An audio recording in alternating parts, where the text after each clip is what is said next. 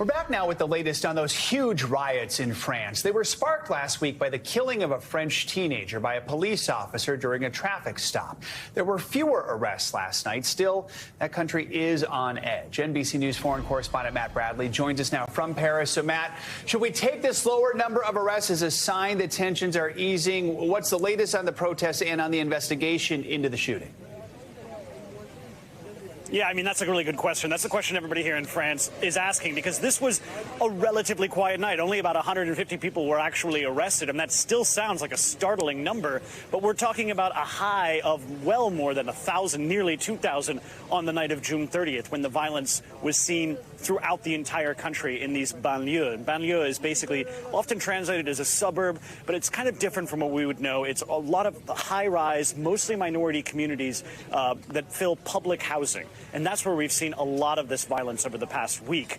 So, yeah, a lot of people that we've been speaking to hope that this is reaching an end, and they don't know why it has subsided so much. They think that there were appeals for calm from the family members of Naël, this young man who was killed, and also some shocking images that really repulsed a lot of French people and really turned a lot of public opinion against some of these protesters. Those who were in favor of reforms of the police saw the excesses that were done on the streets and decided that they no longer supported the protesters, if they ever did. So there's a big question here now, and that question that you gave gets right to the heart of it. Is this the end? Is it subsiding? Nobody here knows, but a lot of public officials are preparing for the worst. Yeah, so Matt, even though things are calmer, rioters were out in full force on Saturday. We saw the home of one French mayor actually come under attack. Walk us through what happened there.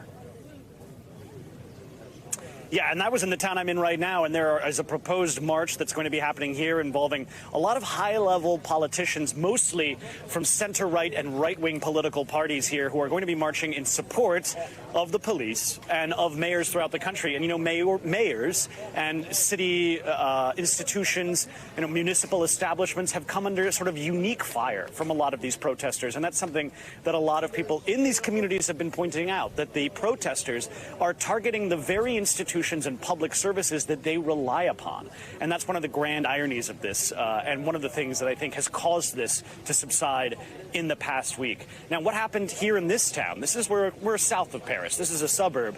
The mayor was here at the city hall in the middle of the night, just on Saturday night, when protesters took a car and rammed his private family home while his wife and two children were sleeping inside.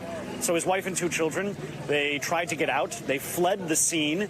His wife was badly injured, actually broke her leg trying to escape this mob who were trying to set fire to his family home. Now, these images, along with images that we've seen throughout this entire past week in France, have shocked the nation. And it's one of the reasons why we're starting to see a turn of the tide. And I think one of the reasons why we're starting to see a lot of this violence subside. Guys. Yeah, Matt, we understand the grandmother of the teen who was killed did appear on TV. She was calling for calm. Real quickly, what else did she have to say?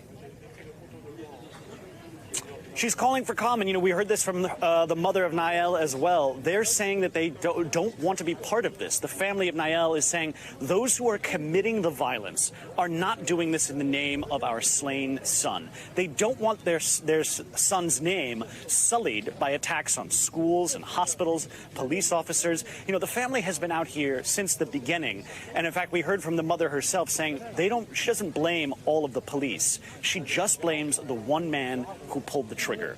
And that's an important difference, and one of the things that I think has really taken hold among the public here in France. All right, Matt Bradley, thank you so much.